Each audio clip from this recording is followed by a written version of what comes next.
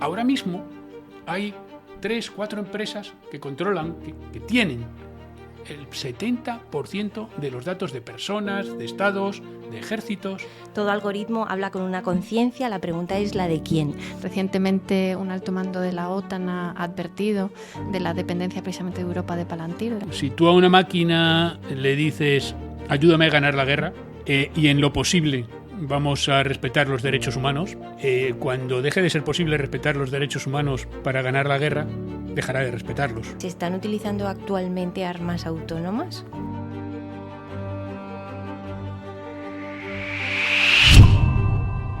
Hoy está con nosotros Ángel Gómez de Ágreda, coronel del Ejército del Aire y del Espacio en la Reserva. A lo largo de una extensa carrera ha ocupado puestos como jefe de cooperación del Mando Conjunto de Ciberdefensa, analista de geopolítica en el Ministerio de Defensa y agregado de defensa en Corea del Sur y Japón. Es doctor en Ingeniería y ha dedicado su tesis doctoral a la ética de la inteligencia artificial. Tiene varios títulos publicados, como Mundo Orwell, Inteligencia Artificial y Defensa, con Enrique Martín Romero, y su obra más reciente es Un mundo falaz, el nuevo orden global en la era de los algoritmos y la manipulación, que presentará en la Feria del Libro de este año. Ángel, bienvenido. Muchas gracias por tenerme aquí. Muchísimas gracias por estar hoy con nosotros. Para empezar, te queríamos preguntar por el título de tu último libro, Un mundo falaz. ¿Cómo nace esta idea? ¿Es un poco un homenaje? ¿Es un guiño a Aldous Huxley, a un mundo feliz? ¿Qué es lo que querías describir o cómo querías releer este clásico? Yo creo que el título describe muy bien cómo estamos viviendo el mundo actual. Y que el mundo actual se adapta mucho a un mundo feliz de Aldous Huxley, ¿no? Un mundo cada vez con mayores diferencias sociales, un mundo en el que cada vez el relato, la visión del mundo en el que vivimos está más dirigido desde arriba. Estamos viviendo en un mundo bastante huxleyano, si queremos, más que mundo Orwell, más que un mundo orwelliano en el que todo es en blanco y negro, todo es muy opresivo. Estamos viendo en un mundo en el que te dan muchas comodidades, pero a cambio normalmente de tu libertad. Entonces, es un guiño efectivamente al título de Un mundo feliz, de Huxley, adaptado al mundo de la desinformación en el que vivimos, por eso lo de un mundo falaz, e incluyo después pues, precisamente pues, las castas sociales como los títulos de los distintos capítulos. Comentas, por ejemplo, que hemos pasado de la posverdad a la posrealidad. ¿En qué momento nos encontramos entonces ahora? O sea, si ya habíamos un poco asumido que estábamos en el mundo de la posverdad, en la inteligencia artificial, que es una aceleradora de tendencias, ¿nos lleva a otra fase? Hay algunos estudiosos que hablan de que la primera presidencia de Donald Trump coincide con el apogeo de la posverdad. Como dices, efectivamente es una fase anterior, hace 5 o 10 años, en la cual vivíamos en un mundo en el que sabíamos cuál era la realidad, en el que nos interesaba saber cuál era la realidad, pero que había tecnologías que permitían distorsionarla y generar esa posverdad, ¿no? Una verdad fabricada. Una no verdad fabricada y que hacían pasar por verdad. El segundo mandato de Donald Trump lo hacen coincidir con el apogeo, con la llegada de la posrealidad, en la cual el problema es que ya no nos interesa saber cuál es la realidad, ya no nos importa. Lo que queremos es un relato coherente, lo que queremos es que nos cuenten una historia, que nos cuenten que haya una narrativa que nos convenza, independientemente de que encaje con el mundo exterior. ¿Por qué? Porque cada vez vivimos más dentro de las pantallas, cada vez vivimos más ajenos a lo que es el mundo real. Entonces, hemos pasado de querer saber y que nos puedan engañar a ni siquiera querer saber. Claro, pero si no queremos saber, entonces, ¿cómo salimos de ahí? Es complicado. Tenemos que hacer mucho énfasis no en la tecnología, no en una tecnología que nos permita volver a querer saber, sino volver a hacer mucho énfasis en la educación, volver a hacer mucho énfasis en las facetas más humanas de las personas, ¿no? No vamos a contrarrestar los efectos de la inteligencia artificial y de la tecnología digital con otra tecnología. No, lo que vamos a tener que hacer es aumentar las capacidades propias del ser humano para no tener que recurrir, para que no tengamos la tendencia a recurrir a la tecnología. Lo suelo describir como hemos pasado de preguntarle a Google Maps cómo llegar a un sitio a preguntarle a Google Maps a qué sitio queremos llegar. Ese es el cambio entre utilizar una herramienta y que la herramienta te utilice a ti. Hemos pasado de utilizar Google Maps como una herramienta a que las recomendaciones, a que el mero hecho de tener que decidir sea un estorbo para nosotros y lo que nos interese sea que nos den la respuesta hecha. Efectivamente, en tu libro hablas precisamente de que la IA ya piensa por nosotros. Y esto enlaza con esta primera parte de la entrevista, que habla sobre que se va a centrar en la incertidumbre y la necesidad del relato. Bueno, Ángel, bienvenido también por mi parte. Hay varias reflexiones de tu libro que me gustaría detenerme un poco porque creo que, bueno, están en todos los debates de la inteligencia artificial. Y bueno, en el libro pues has colaborado con perfiles de distintas disciplinas y además luego has ampliado esas conversaciones en los vídeos que habéis y que estáis actualmente publicando en YouTube. Y en una conversación con la doctora Loreto Barrios hubo una idea que me pareció muy interesante, que hablabais de cómo la inteligencia artificial, un poco en la línea de lo que estabas comentando ahora, ofrece experiencias o una especie de relación sin fricción, es decir, sin incomodidades. Exacto. Y aunque, bueno, no es exactamente lo mismo, pero sí que va en la línea, me hizo pensar en el concepto también de fricción de Kayla Scanlon, que es entendido como ese esfuerzo necesario para contrastar, comprender y elaborar una idea. Y bueno, como tú bien comentas en el libro, los modelos de lenguaje pues funcionan como un lubricante del pensamiento. Y bueno, muchos de esos efectos ya son conocidos, que hay gente que desarrolla vínculos sentimentales, que son sustitutos emocionales, que además es muy complaciente, entonces es como aprovechan esa necesidad de validación constante. Entonces, o sea, se puede hacer un estudio de lo que va a pasar a largo plazo, o sea, se puede intuir por lo menos lo que va a pasar a largo plazo. Mi pregunta es, ¿crees que existe interés en limitar ciertos efectos de estas tecnologías o en el fondo pues son demasiado útiles a nivel económico, político o social como para frenarlos de verdad? Porque conocer los efectos se están empezando a ver actualmente. Sí, los estamos viendo todos los días y los describe también en la encíclica el Papa, en la encíclica que acaba de salir. El concepto de fricción de Kayla Scanlon, por ejemplo, aparece también en Clausewitz cuando habla de la guerra. Dice, en realidad, la vida es una lucha y es un superar obstáculos. El hecho de que lubriquen esos obstáculos para que no lo sean nos coloca en una superficie como una pista de hielo en la cual efectivamente una vez que tienes cogida la carrerilla no te para nada. Claro. Pero para conseguir girar o para conseguir acelerar necesitas generar una fricción. Es decir, la única forma de avanzar realmente es a base de un esfuerzo. Y ese esfuerzo tiene que ser porque haya una fricción, porque haya algún obstáculo que tienes que superar. ¿Cuál es el problema? Y lo describía ya en Mundo Orwell. En el equilibrio es entre seguridad y libertad, que siempre se ha descrito como una balanza, ¿no? Ahora mismo tenemos menos libertad y menos seguridad. Lo que tenemos es más comodidad. Es decir, hemos cambiado nuestra libertad, hemos cambiado nuestra autonomía, nuestra agencia como humanos, la hemos cambiado por comodidad. Es decir, por falta de fricción.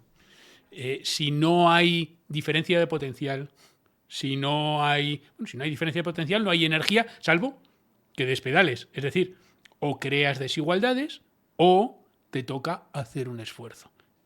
¿Qué se ha elegido? Crear esas desigualdades, exacerbarlas, y estamos en un mundo en el que ahora mismo, leía hace un rato, el 0,0002% de los estadounidenses tienen una fortuna de más de 1 billón, o sea, aproximadamente como el Producto Interior Bruto de España.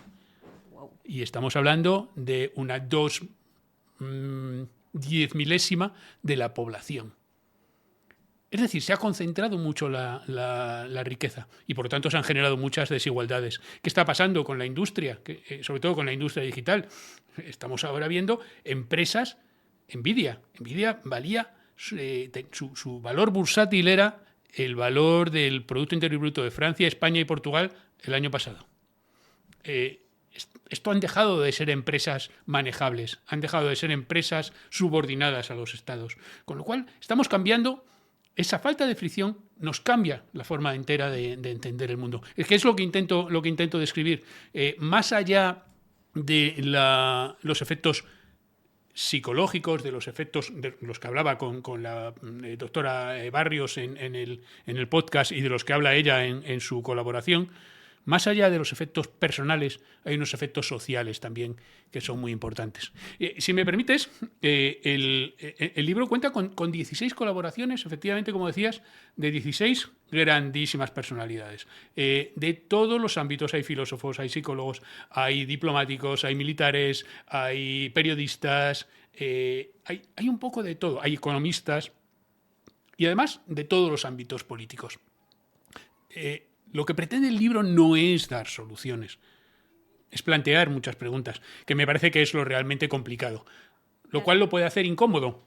Entonces, si estás en la tendencia general de que la vida te sea lo más cómoda posible, el libro no es para ti, es para aquellos que realmente quieren tener su propia personalidad, desarrollarla en base a unos fundamentos sólidos.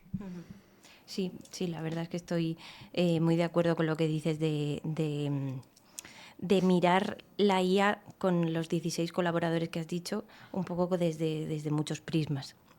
Bueno, otra cuestión es que hablas de cómo en Occidente tendemos a tolerar peor lo que es la incertidumbre y que al final, justo lo que estás diciendo, creer es más cómodo que dudar. Y da la sensación, pues eso, que modelos de lenguaje pues se adaptan perfectamente a este vacío, porque lo que devuelve son respuestas inmediatas y aparentemente seguras. Mientras que en algunas otras culturas, como la de Oriente, ese vacío se relaciona pues como con el Tao y con la idea de que ese espacio es un espacio fértil que da lugar a una creación. Tú, además, que has vivido en Japón y en Corea del Sur, me preguntaba hasta qué punto realmente existen diferencias culturales en cómo se relacionan con el fenómeno de la IA generativa, o si a veces caemos en, como planteaba Edward Said con el concepto de orientalismo, en esa tendencia occidental a proyectar sobre Oriente una imagen pues más espiritual o más exótica de la que quizá realmente es. Bueno, precisamente Orientalismo es una obra un tanto disruptiva y extrema, ¿no? Pero lo que sí hablo muchas veces en el libro es de ese eurocentrismo que tenemos en nuestra forma de entender el mundo. Pero no solamente con respecto a Oriente, con respecto a África, también con respecto a cualquier cultura que no sea la nuestra. Y llama mucho la atención cuando vas a Corea, por ejemplo, y ves que hay rechazo racial frente a una señora rubia de Alemania, y dices, pero ¿cómo se puede ser racista con los rubios? Pues perfectamente, claro. A ver, al final somos 500 millones de personas en una esquinita del continente eurasiático. ¿Por qué vamos a ser nosotros la referencia de todo lo demás? Y lo somos por nuestra mentalidad. Y efectivamente lo del vacío que sirve para llenar, es importantísimo. Aburrirse es una clave absoluta. Es una clave porque si no hay vacío no tienes nada que mover.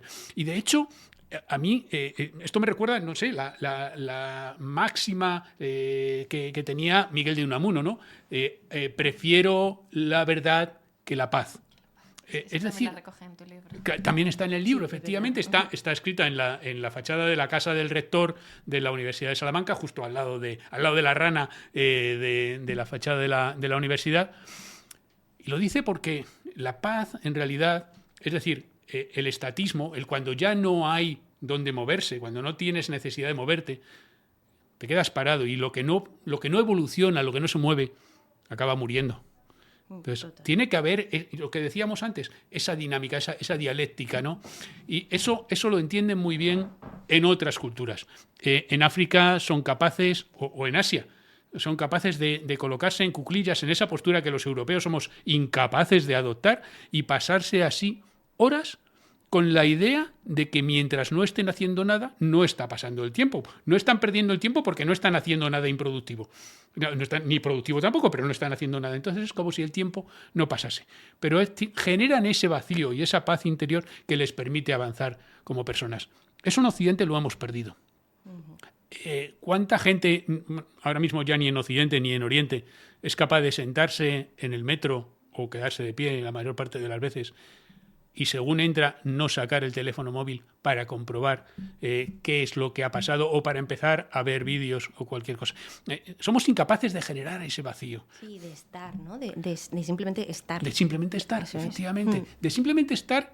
Es que simplemente estar es importante. Sí, sí. Y claro, el problema es cuando no tienes tiempo para asentar los pensamientos. Y en eso se basa muchas veces también la posrealidad, en esa facilidad que tienen los medios digitales para llenar ese hueco que sería un vacío con contenidos irrelevantes. El problema no es tanto la mentira como el ruido blanco, como esa falta de verdad, pero llena de contenidos irrelevantes que te tienen entretenido y que no te dejan realmente asentar lo que es importante. No te dediques a ver 10.000 vídeos. Ve uno y piensa sobre él y reflexiona y ve, saca alguna enseñanza, pero sácala tú, con tu esfuerzo, porque eso es lo que te hace crecer, no el ver muchos vídeos, que simplemente lo que hacen es tenerte entretenido. Y entonces la inteligencia artificial es un instrumento más para acelerar este adormecimiento cultural. La inteligencia artificial lo que permite es elevar a otro nivel lo que ha ocurrido siempre. Es decir, antes nos tenían entretenidos en serie. Claro. A mí me decían, bueno, si necesitamos difundir esto, pues recurriremos a lo de siempre, a Disney.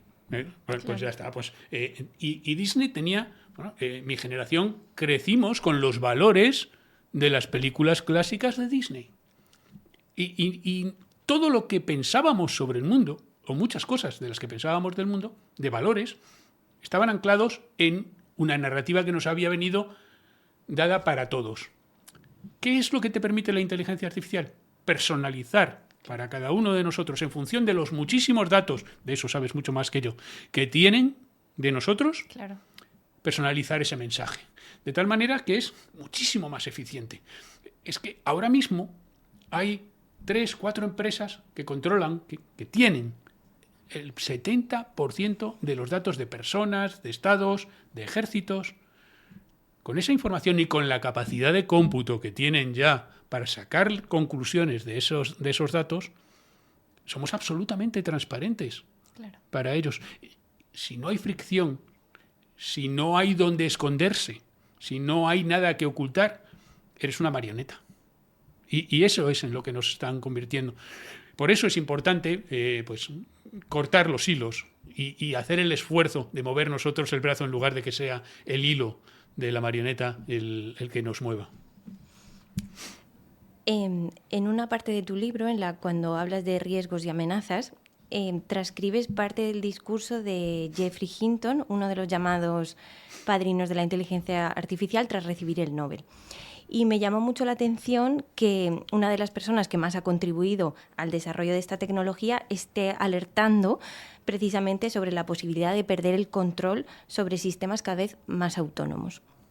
Cuando escuchamos este tipo de discursos parece que hablamos casi como con una entidad con voluntad propia, pero al mismo tiempo pues siguen siendo sistemas matemáticos sin conciencia ni intencionalidad real por sí mismos. ¿Hasta qué punto crees que ese riesgo de pérdida de control de sistemas autónomos que hagan lo que ellos quieran es realmente plausible o dónde estaría exactamente el peligro? Porque claro, yo como matemática sí que es verdad que también hay otra frase en el libro que me gustó muchísimo, que es: todo algoritmo habla con una conciencia, la pregunta es la de quién. Sí, pero esa no es mía.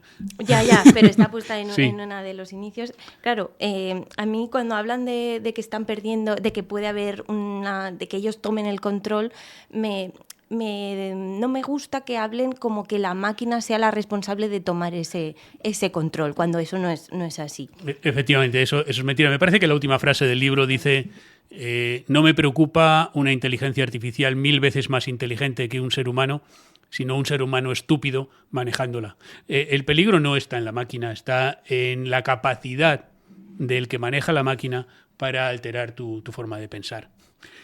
Muchas veces las declaraciones sobre la peligrosidad de la inteligencia artificial no dejan de ser publicidad. Lo vemos en el juicio que acaba de terminar ahora entre Elon Musk y Sam Altman, que estaban echándose en cara que OpenAI había nacido como una non-profit, que era algo benéfico. Anthropic juega mucho también con esa preocupación ética de del entrenamiento de los algoritmos para que resulte un sistema ético. De hecho, el cofundador de Anthropic estaba precisamente con León XIV en la presentación de la encíclica. Hay uno de los capítulos, dice: ética para humanos, instrucciones para máquinas. Las máquinas responden a las instrucciones. Hay dos peligros: que no sepamos programarlas adecuadamente, o que no les introduzcamos los datos adecuados para entrenarlas. Y segundo, que no sepamos controlar el resultado de las máquinas. Yo el peligro de Terminator no lo veo. El peligro de que se produzca ese momento Skynet en el que la máquina toma conciencia de sí misma, no lo veo. No lo veo por lo menos en muchísimo tiempo. Lo que sí veo a muy corto plazo es esa capacidad aumentada de unos pocos empresarios muy peculiares, y me imagino que hablaremos de alguno de ellos, con unas ideas muy radicales, sí, y con un poder enorme basado en precisamente la generación de estos algoritmos y sobre todo la posesión de esa enorme cantidad de datos sobre todos nosotros. Ángel, además de obviamente recomendar leer tu libro para un poco que entienda la gente, que estemos más alertas, ¿no? Que tengamos más capacidad crítica, ¿podrías dar algunos pequeños consejos prácticos para cómo manejarse con la inteligencia artificial o cómo entender todo este fenómeno? Que yo creo que todo el mundo habla de inteligencia artificial, pero a casi todo el mundo le cuesta mucho entenderla. Yo no recomiendo leer mi libro. Yo en el prólogo lo que recomiendo es leer mi libro, romper el libro en pedacitos, así como una y volver a unirlo, técnica japonesa, como en el kintsugi, ¿no? En la técnica esa, sí, en la que unes con hilos de oro, claro, después los pedacitos, y hacerlo tuyo. Claro, pero primero hay que leerlo. Claro, pero leerlo como tal no es suficiente. Lo importante es hacer tuyo, ajá, el libro. Es decir, lo que sea que saques del libro, que será personal para cada uno, trabajarlo interiormente y sacar tus propias conclusiones.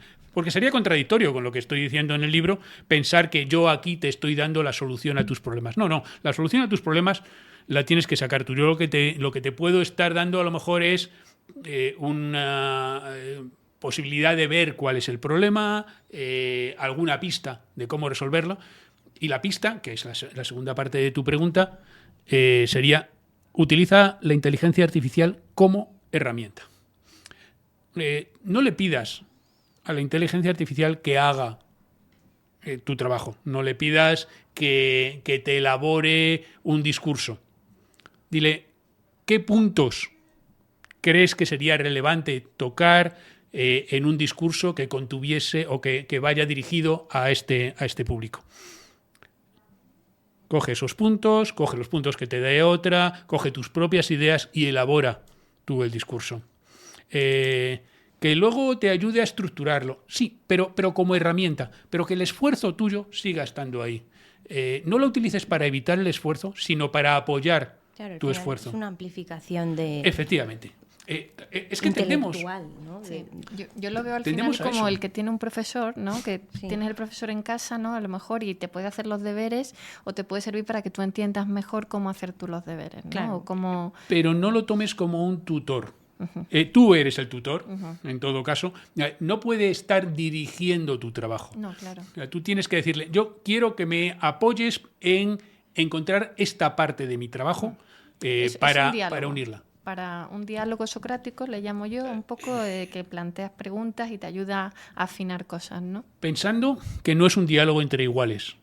Pensando que es un diálogo en el que tú eres la parte inteligente y por lo tanto la parte que hace las preguntas. Porque dar respuestas al final es consultar una bibliografía, consultar una base de datos, que es lo que hace la inteligencia artificial, y elaborar una respuesta a la pregunta. Lo que tienes que hacer es esforzarte por hacer la pregunta más relevante en cada momento. Entonces, ese prompt engineering, esa disciplina que te enseña a hacer las preguntas correctas, es muy importante y vamos a tener que aprenderla todos. Pero sobre todo es tener la mentalidad de prompt engineer.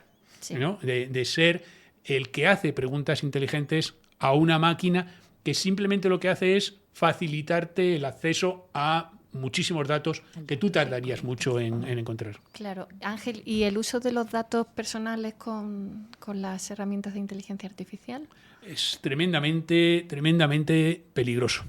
El problema del uso de tus datos o el uso de tu propiedad intelectual incluso es que pierdes la propiedad de ella. En ese sentido es un problema legal, de alguna manera, porque la legislación en Estados Unidos exime, por ejemplo, a las redes sociales de la responsabilidad de edición que tienen los periodistas. Con lo cual, las redes sociales no tienen ninguna responsabilidad sobre lo que se publica ahí. Pasa un poco lo mismo con la inteligencia artificial. OpenAI, precisamente, tuvo que pagar una multa, no sé si eran 4.500 millones de dólares, porque había copiado ilegalmente, o sea, había pirateado, me parece que era 3 millones de obras, y tuvo que pagarle 1.500 euros, o era al revés, ¿no? O eran 1,5 millones de obras. A los autores. Claro, 4.500 millones para OpenAI, que está ganando miles de millones prácticamente cada trimestre. Merece la pena copiar. Evidentemente, claro, cuando los pagas 5 años más tarde, después de que haya un juicio, le ha salido muy rentable. Claro. A ti, el que te paguen los 3.000 euros o los 1.500 euros te soluciona poco. Porque acaba de poner todo tu conocimiento, todo tu esfuerzo, a lo mejor de una vida, de elaborar un libro o de meses de hacer un artículo, lo acaba de incluir dentro de su conocimiento y hacer lo propio. Con lo cual, el desequilibrio es enorme. Sí. Y una última pregunta ya para acabar esta parte de la entrevista. Justo estás hablando de temas de que tú le preguntas algo a la inteligencia artificial y accede a una base de datos, ¿no? Entonces, bueno, yo como científica de datos, como te he comentado antes de la entrevista, pues una parte de mi trabajo es cuando entrenamos un modelo, el que sea, pues comprobar que esos datos pues no tengan ciertos sesgos en cuanto a variables, digamos, sensibles, que puede ser sexo, nacionalidad, etcétera. Y bueno, la realidad es que esos sesgos pues siempre están ahí, pues porque son hijos de su creador, por así decirlo. Y es un reflejo histórico de cómo la sociedad pues ha tomado decisiones, distribuido oportunidades, etcétera. Tengo entendido que además has trabajado bastante esta parte de la ética, ya que tienes una tesis doctoral sobre ello. ¿Qué conclusiones has sacado después de profundizar tanto en este tema? Bueno, la primera y más evidente es que la inteligencia artificial no es nunca neutral, porque tú te dedicas a eliminar sesgos de los datos desde tus propios sesgos. Tú ahora mismo estás eliminando o estás corrigiendo una serie de sesgos que hace 50 años eran distintos. Por eso me gusta mucho lo que has dicho. Es un resultado de una experiencia histórica y de un momento histórico concreto. Entonces, no esperemos nunca que la inteligencia artificial vaya a ser neutral. Y luego entran dos factores. No solamente son los datos que se utilicen para el entrenamiento, sino también el modelo de procesamiento que utilice el algoritmo con respecto a esos datos. Si tú, yéndonos un poco a mi terreno, si tú a una máquina le dices ayúdame a ganar la guerra, y en lo posible vamos a respetar los derechos humanos, cuando deje de ser posible respetar los derechos humanos para ganar la guerra, dejará de respetarlos. De hecho, las máquinas hacen trampas jugando al ajedrez o jugando a cualquier cosa. Cuando las reglas se contradicen con la instrucción que tiene o con el objetivo que tiene, empiezan a hacer trampas. Simplemente para cumplir el objetivo. Claro. Entonces... como nuestras propias mentes. Como nuestras propias mentes nos hacen trampas. Y está también en la contribución, ¿no? El autoengaño, en la contribución de Loreto Barrios. Somos los primeros que nos hacemos trampas.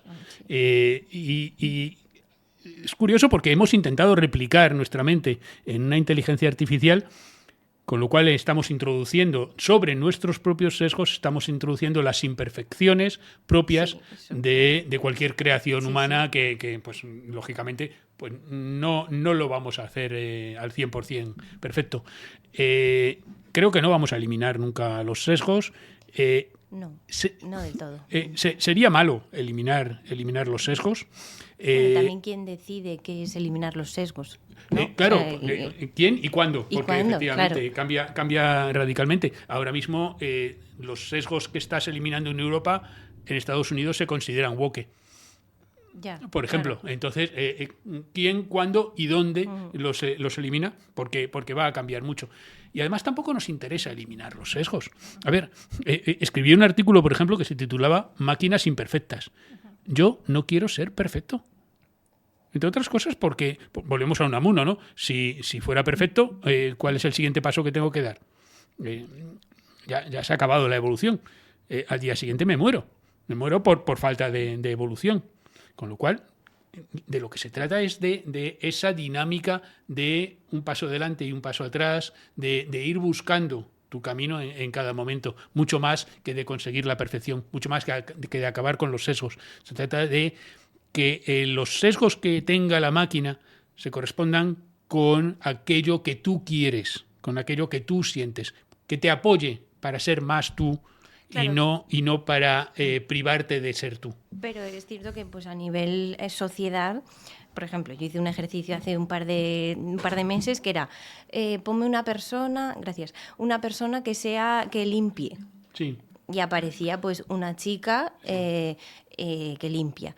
O sea, me refiero que sí que es verdad que no hay que eliminar los sesgos, pero sí que creo que el hecho de eliminar va con nosotros, va con la evolución a nivel de derechos, supongo, ¿no? Sí, pero no sé si recuerdas, hubo un momento en el que programaron un modelo de inteligencia artificial para que resaltase la diversidad racial y de género, y entonces le dijeron que sacase una imagen de Julio César y aparecía negro.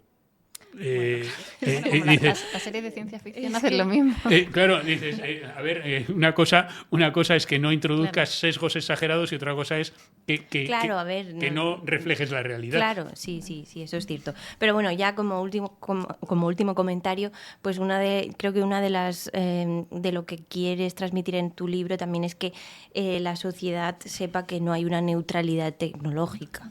No la hay, no la va a haber. Claro. Y probablemente no sea deseable. El problema no es que no haya neutralidad tecnológica, es quién está decidiendo esos sesgos. Y hoy por hoy los sesgos los están decidiendo muy poca gente y en función de unos intereses muy concretos. El problema fundamental es que esta gente además tiene su propia agenda. Claro. Y que es contraria a los intereses, primero, de aquellos países en los que no están asentados y, segundo, de aquellas personas que no son ellos, exactamente. Eso tenemos que tenerlo claro. Y tenemos que tenerlo claro a la hora de extraer resultados de la inteligencia artificial, a la hora de interpretar lo que te dice y a la hora de darle datos a la inteligencia artificial. Eso pasaba ya antes con los buscadores. Si tú entrabas en una sesión de Google con tu perfil o entrabas con otro perfil o sin darte de alta en un perfil, el resultado que obtenías en la búsqueda era distinto. El orden de los resultados era distinto, pero los resultados al final, aunque fuera en la página 100, acababan siendo iguales. ¿Cuál es el problema? Que ahora le estamos preguntando directamente, en el caso de Google, a Gemini, que nos dé un solo resultado. Estamos apretando el botón de voy a tener suerte, ese que salía antes en el buscador de Google, en el que nos daba solamente un resultado. Claro, libro, sí. Entonces nos estamos restringiendo a un solo resultado, que es el que decide alguien que ha programado ese algoritmo que nos dé. Con lo cual estamos poniendo, otra vez, nuestra libertad en manos de alguien a cambio de la comodidad de no tener que decidir cuál es el resultado bueno. Bueno, Ángel, y como es tu especialidad y también la mía, pues me gustaría hablar del bloque de geopolítica que dedicas en tu libro a la inteligencia artificial. Voy a empezar con una pregunta muy típica, pero también a la vez importante. ¿Cuáles son los principales factores en la gran competición entre Estados Unidos y China, las dos grandes superpotencias, las dos únicas superpotencias de la inteligencia artificial? Bueno, en primer lugar, creo que la aproximación que tienen los dos países es radicalmente distinta. Sí. Y parten de fortalezas distintas, pero sobre todo de objetivos también distintos. Estados Unidos tiene una enorme fortaleza en cuanto a la parte de desarrollo tecnológico. Computación, por ejemplo. ¿Perdón? Computación. Sí, Sí, quieren ser los mejores, ¿no? A nivel tecnológico. Tienen ambiciones industriales y tecnológicas diferentes. de ser los primeros. Eso. Sí, y la IA de frontera, ¿no? Efectivamente, muy estar, en eso, de estar en el último paso, en el estar un modelo por delante de la competencia siempre. Uh-huh. De hecho, lo hemos visto ahora con la visita del presidente Trump a China, cómo estaban pretendiendo vender ya el H200, el penúltimo modelo de NVIDIA, pero siempre dejándose ellos la ventaja tecnológica sobre los demás. Y además con un objetivo muy a corto plazo, normalmente comercial y de competencia económica. Sí. China está más enfocada en la empleabilidad, la integración de la inteligencia artificial, en las soluciones a pie de calle de cada una de las soluciones basadas en sus modelos o basadas en los modelos americanos. Pero lo que vemos es como los resultados de la inteligencia artificial llegan a China mucho antes y en mucha mayor diversidad de lo que llegan a cualquier otro sitio del mundo. El cambio es importante. En Estados Unidos pueden estar avanzando tecnológicamente muy rápido, pero los que le pueden estar sacando más partido, a lo mejor van a ser otros que sean capaces de emplearlos. Claro. Lección para el resto del mundo. ¿Necesitas ser el que tiene la mejor tecnología o necesitas ser el que emplea mejor esa tecnología? Uh-huh. ¿Necesitas un F-35 o necesitas un enjambre de drones mucho más baratos que te vayan a hacer el mismo trabajo? Entonces es el buscar otra vez la forma de emplear la herramienta más que el desarrollo de la mejor herramienta, que muchas veces no es necesaria. Eso se refleja en las estrategias de los dos países en cuanto a inteligencia artificial y en general sí. de las estrategias de seguridad de los dos países, como una pone el foco más en avanzar lo más rápidamente posible, la otra, digamos, una avanza en vertical lo más lejos posible, la otra avanza en horizontal, barriendo cuanto mayor espectro mejor. ¿Y tú cómo lo ves? Porque China se tiene puesto el año 2030, me parece que es para convertirse en la primera superpotencia de IA, superando a Estados Unidos.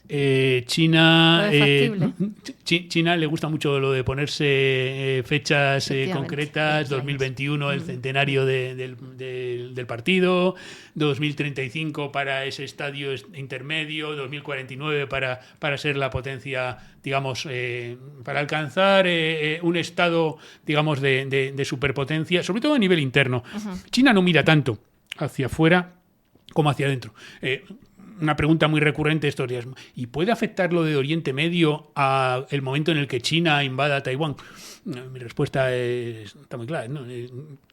China sabe qué día va a invadir Taiwán desde hace 30 años y no lo va a cambiar por el hecho de que haya una oportunidad ahora o no la haya.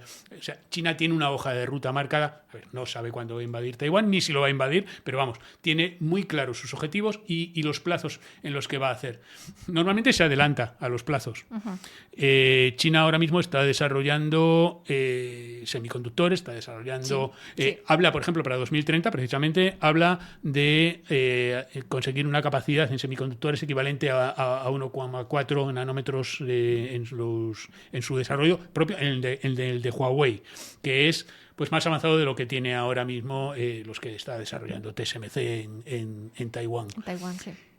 En cualquier caso, ¿es tan relevante el hecho de que tengas 1,4 o 1,6 nanos? Pues posiblemente no sea tan relevante. Lo que China pretende es ser autónoma, tener su capacidad propia para desarrollar esa inteligencia artificial, porque ya la implementación de los resultados ya la va haciendo sobre la marcha. Entonces, yo creo que China, la competición, la idea de competición que tiene China es muy distinta a la que tenemos en Occidente y muchas veces la malinterpretamos en ese sentido. Uh-huh. Y bueno, también quería que habláramos un poco sobre las alianzas en el ámbito de la inteligencia artificial, que mencionaras cuáles te parecen las más interesantes. Y me gustaría también, pues recientemente ha estado Putin con Xi Jinping, también creo que hay una cierta colaboración, aunque también quizá aumentando la dependencia que Rusia ha tenido o está teniendo en estos últimos años con China, sobre todo desde la invasión de Ucrania. Quería que me contaras un poco cómo lo ves. Las grandes revoluciones suelen ser el resultado de un salto cualitativo en las comunicaciones y un salto cualitativo en la energía. Curiosamente, China está desarrollando mucho sus comunicaciones digitales. Incluso, hablábamos antes de empezar de los sistemas de comunicaciones cuánticas, donde China es uno de los pioneros. Rusia tiene inmensas capacidades en cuanto a energía. China está desarrollándolas por su cuenta en cuanto, más que en generación, que también el 90% de los paneles solares ahora mismo se fabrican en China, con tecnología propia de China. No están copiando, están innovando. Sí. En baterías van 5 generaciones por delante de Occidente. Es decir, China está ahora mismo vinculando esas dos revoluciones que dan lugar a un cambio en cómo viven las sociedades. Me preguntas por alianzas. Yo no te diría alianzas entre países, te diría alianzas entre tecnologías, te diría alianzas entre países y empresas, alianzas entre empresas. Uh-huh.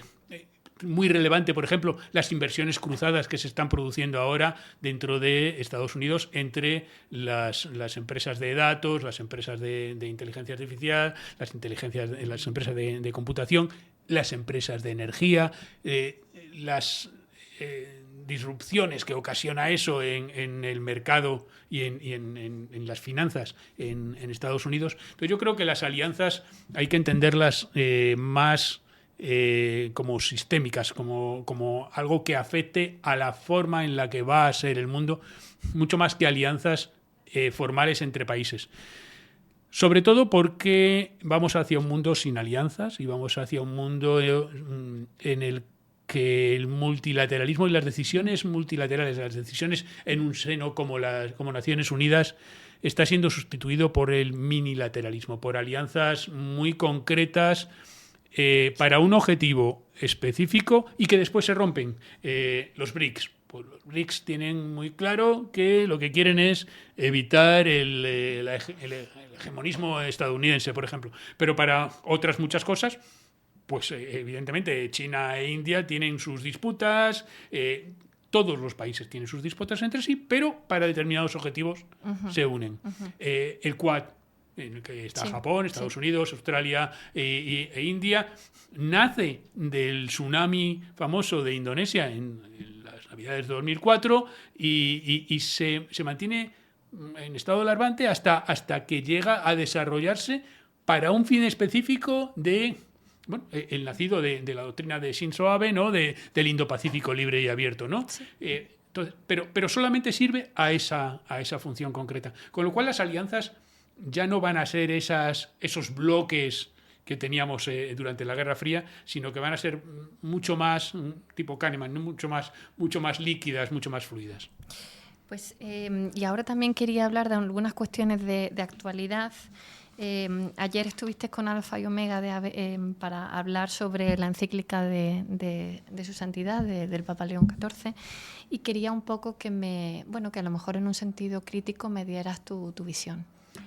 Mi primera impresión fue que si le metes la encíclica Magnífica Humanitas a ChatGPT y le dices, hazme un resumen, te devuelve la encíclica.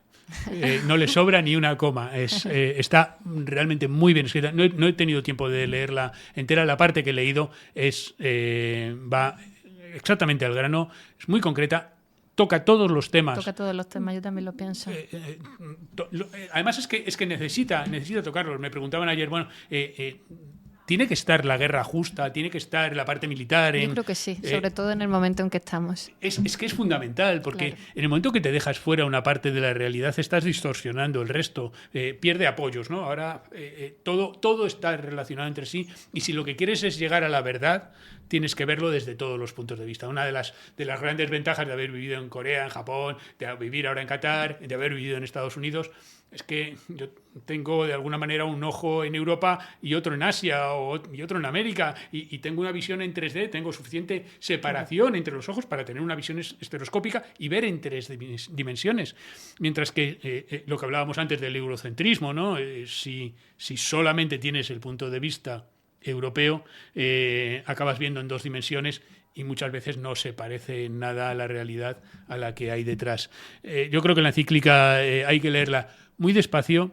El principal problema, por ponerle alguna crítica que le veo, es que apunta muy bien los problemas. Sí. Las soluciones son muy complejas y muy difíciles de que vayamos a poder conseguirlas. Bueno, yo creo que es más bien para abrir un debate.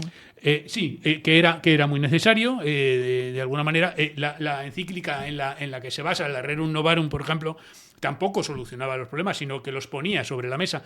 Volvemos a lo de antes. Hacer las preguntas es la parte inteligente. Esta encíclica pone las preguntas encima de la mesa. Estaban ya encima de la mesa, sí, pero de forma dispersa. Esta ha conseguido poner todos los problemas relacionados, sí, con la inteligencia artificial en este momento en un solo documento para abrir el debate. Sí, además una autoridad moral. Bueno, relacionado con esto, pues quería también preguntarte sobre la representación de Anthropic, precisamente también en la propia presentación de la encíclica. Y bueno, pues de lo que sabemos o de lo que creemos saber sobre Mythos, y si eso es un cambio de paradigma, si es el inicio de cómo puede ir esto desarrollándose a partir de ahora, con descubrimientos que sean un turning point total, que lo cambien absolutamente todo, que se conviertan fundamentalmente en una superconcentración de poder cada vez más reducida. La presencia del cofundador de Anthropic en la presentación de la encíclica es una apuesta de riesgo, evidentemente, porque se puede ver como un apoyo de la Iglesia. Un apoyo, efectivamente, muy explícito a un modelo concreto, a una empresa concreta. Por otro lado, señala cercanía con la industria. O sea, sé lo que está pasando, conozco a la gente, he hablado con ellos, están aquí para explicarnos su modelo. Y hay por lo menos unos fundamentos éticos a tener en cuenta. Precisamente Anthropic sacó, iba a decir un catecismo no, sacó una constitución de la inteligencia artificial hace unas semanas, unos meses, en lo que venía a decir lo mismo, venía a acabar en la misma disyuntiva que la encíclica, estos son los problemas, no los tenemos todos solucionados, no sabemos cómo solucionarlos todos. De alguna manera es incorporar al debate también a la industria. Una apuesta arriesgada, llevada con mucha elegancia y llevada con mucha moderación. Hay que tener en cuenta que precisamente la persona que estaba allí representando a Anthropic no es católica, y por lo tanto no estaba en calidad de miembro de la Iglesia, sino que estaba en su calidad únicamente de representante de una industria. Sí, bueno, representante de una industria con unas características muy, muy concretas, porque se han enfrentado al Pentágono. Ellos han sido, digamos, de las empresas más punteras que han puesto una serie de límites éticos. Yo creo que por eso no estaban un poco allí. Una pregunta para poner a la gente en contexto y tal, en que cuando has dicho que ha puesto límites, ¿a qué te refieres? Bueno, pues que Anthropic, en Claude, o sea, en su modelo de lenguaje, no quiere que el Pentágono lo utilice, por ejemplo, en la guerra, o en cualquier otro. Hay dos limitaciones, si me permites. La vigilancia masiva de los americanos, solamente de los estadounidenses. Y por otro lado, en el manejo de las armas autónomas, completamente autónomas. Efectivamente. Eso, por un lado, efectivamente le ha puesto en riesgo en sus contratos con la administración de Estados Unidos. Por otro lado, le ha hecho subir muchísimo en bolsa y le ha generado muchísimos contratos fuera de Estados Unidos y dentro de Estados Unidos, fuera de la administración. ¿Hasta qué punto es cierto o no? El caso es que Claude se sigue utilizando ahora mismo, se está utilizando en la guerra de Irán. Sí, se está utilizando en la guerra de Irán. Se ha estado y se sigue utilizando ahora mismo, junto con otros sistemas. Efectivamente. Con lo cual, había un plazo de 6 meses en cualquier caso, pero habrá que ver en qué se materializa eso. Sí. Pero una pregunta que yo no tengo mucha idea de geopolítica. ¿Se están utilizando actualmente armas autónomas? Sí. Claro. Sí, se están utilizando y lo más grave no es que se estén utilizando las armas autónomas las que matan, sino las que dicen a quién matar. O sea, el problema no es tanto que tú tengas un arma que de forma autónoma pueda ir a matar, como que tú tengas un sistema de inteligencia que decida a quién matar, cuándo, cómo y dónde. Sí. Y ese es el grave problema que estamos teniendo. Y el valor que se le dé a la vida humana y a la dignidad humana dentro de ese proceso. El problema no es apretar el gatillo. Es decir, lo dice James Bond en una película, en Skyfall me parece que es, dice... necesitaremos a alguien que apriete el gatillo, dice, o no apretarlo. Es muy difícil saberlo cuando estás en la cama en pijama con el ordenador encima de las piernas. Tienes que estar sobre el terreno. Entonces, es la decisión lo que es realmente importante. Y preguntaba sobre mitos, preguntaba sobre el modelo Mitos es por poner un poco de contexto, aparentemente es un modelo que es capaz de encontrar miles de vulnerabilidades en los sistemas informáticos de forma casi instantánea, muy rápidamente, con lo cual todos los sistemas informáticos del mundo serían muy vulnerables claro. Frente a a los 10 minutos o a los 2 días, OpenAI sacó también su propio sistema Cyber que también decía que tenía esta capacidad. Lo que ha hecho Anthropic es repartirlo solamente entre una serie de empresas, desarrolladores de programas, de software, para que puedan utilizarlo de forma defensiva claro. y no ofensiva. Claro. ¿Dónde está la barrera entre lo defensivo y lo ofensivo? Y además, claro, las que se protegen solamente son un puñado de empresas, creo que eran unas 40 y todas estadounidenses. ¿Qué pasa con el resto? Claro. Con los estados, el resto me voy a vacunar yo y después suelto el virus y yo no he infectado a nadie, pero yo no me he infectado. O sea, yo claro. no he ido contra nadie, pero todos los que no tienen mi sistema están infectados. ¿Esto es cierto o no lo es? Bueno, esto lo vamos a ver constantemente y lo llevamos viendo toda la vida. Se encuentra un adelanto tecnológico, se contrarresta inmediatamente con una defensa que lo suprime o que lo mitiga. Vuelve a aparecer otro artefacto ofensivo y estamos en esa dinámica constantemente.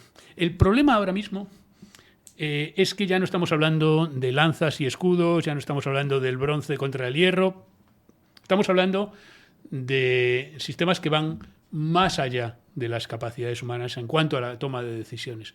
Estamos hablando de que ahora mismo la encíclica, por ejemplo, habla de la necesidad de que haya una explicabilidad en los procesos de los algoritmos, claro. Lo cual está muy bien. Pero posible. Lo primero, es posible, claro. Y lo segundo, es práctico. Claro. ¿Cuántas decisiones que tardamos 3 meses en saber? Es que se retardaría todo mucho, eso no interesa tampoco. No, claro, pero es que lo que está ocurriendo es tomamos la acción que nos dice la IA y después tiramos de trazabilidad, vemos qué ha pasado y, pues mira, esta decisión estuvo mal tomada. Vale, sí, eso... cuando estás hablando de si pintas de blanco o de negro un coche, está bien. Pero cuando estás hablando de si matas a alguien o no lo matas, evidentemente 3 meses después no puedes decir, oye, perdona, que es que no tocaba matarte. Con lo cual, la trazabilidad o la explicabilidad pues tiene unos efectos limitados. Y si esperas esos 3 meses a saber si la decisión estaba bien tomada, pues para eso no hagas uso de la inteligencia artificial y decídelo tú directamente, ¿no? O sea, si eres tú capaz de comprenderlo...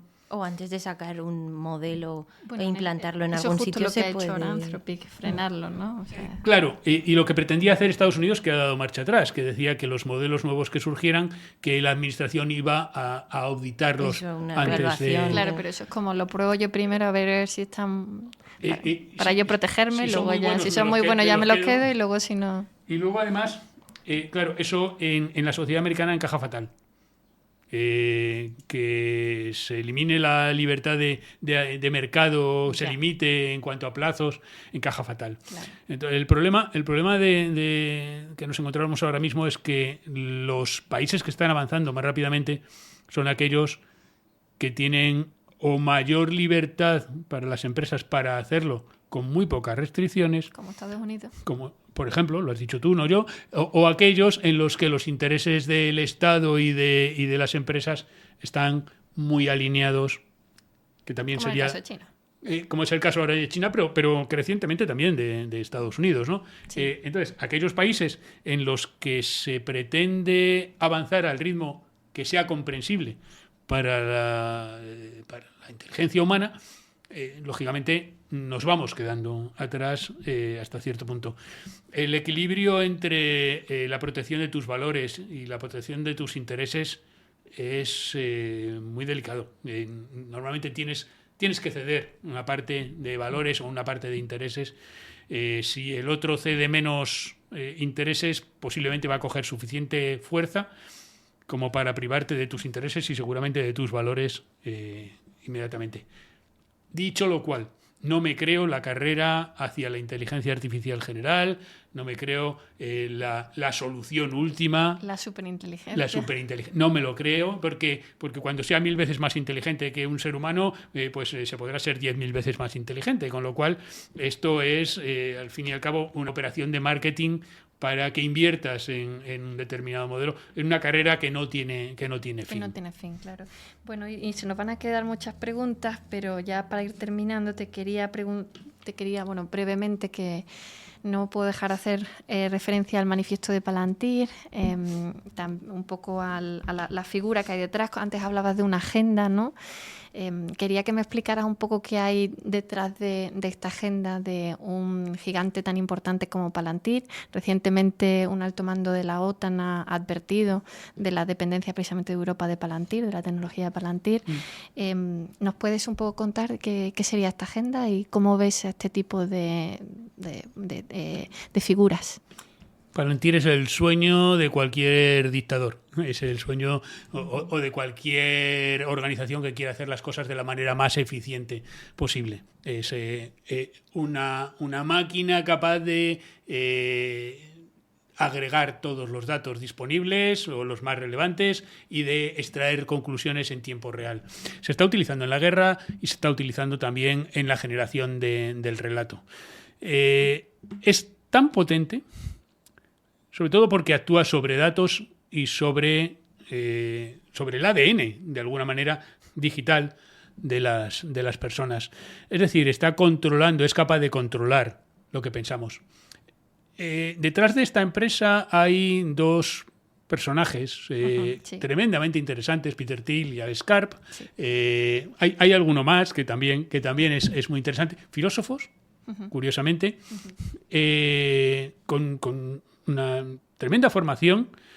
Determinismo tecnológico. Y que lo que buscan precisamente es eso, es repúblicas tecnocráticas. Como el libro.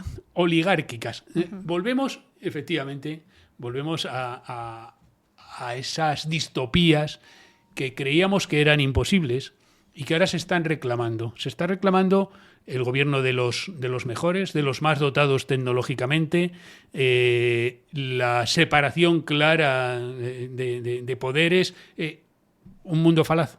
Están ofreciéndonos un mundo falaz. Más que ofreciéndonos, están amenazándonos con un mundo falaz. Nos están diciendo que ellos tienen que ser los que dominan, que la geografía es irrelevante, que la geografía política también lo es, que no son los países, que ellos quieren el dominio mundial porque sus datos son de todo el mundo, sus redes llegan a todo el mundo y por lo tanto tienen acceso a controlar lo que pensamos todos. ¿Por ellos hablamos solo de Palantir? No, hablamos de algunas empresas más. Decimos antes los hiperescaladores, ¿no? Las grandes empresas que tienen los datos, las grandes empresas que pueden sacar conclusiones. Palantir sería una de ellas. Las grandes empresas de inteligencia artificial. Hay un consenso entre algunos de estos magnates de la tecnología que pretenden implantar esta dictadura o esta oligarquía de los tecnócratas. Yo digo, el peligro no es el mismo que teníamos con la Compañía Británica de Indias o con la Compañía Holandesa de Indias, que controlaban grandes territorios y que eran como estados dentro de un estado. No, el problema aquí no es que controlen los recursos, es que controlan los datos y, por lo tanto, de alguna manera nos controlan a nosotros. Sí, totalmente. Bueno, me encantaría seguir escuchándolos porque me encanta escuchar a gente hablando de geopolítica, pero bueno, no tenemos más tiempo y bueno, queríamos acabar el podcast con una frase que nos ha gustado mucho de tu libro, que además que creo que es como una sinergia entre lo que queremos transmitir nosotras con Blue Eye y bueno, también yo creo lo que también quieres transmitir tú, que es que, bueno, seguimos careciendo de suficientes formadores y divulgadores de estos temas, o no somos capaces de impulsar desde las instituciones que se les preste la atención requerida. Este libro, igual que Mundo Orwell, en su día aspira a aportar su granito de arena a esa tarea. Te damos las gracias por haber venido, por haber sacado ese huequito en tu apretada agenda. Y nada, a mí me ha encantado la conversación, yo creo que gracias. Que a ti segura también. Que a nuestros oyentes también les va a encantar. Y es un gran apoyo. Gracias por la labor que hacéis. Porque... y gracias por venir desde Qatar a explicarnos todo esto. Bueno, es un placer venir desde Qatar, siempre es un placer venir aquí. Y mucho más para estar con vosotras. Creo que la arena esta hay que mezclarla convenientemente, el granito de arena, y vosotras estáis haciendo precisamente esa labor de mezclarla para conseguir ese cemento que nos permita construir una sociedad más humana y más libre. Muchas gracias, Ángel. Gracias. Nos quedamos con eso.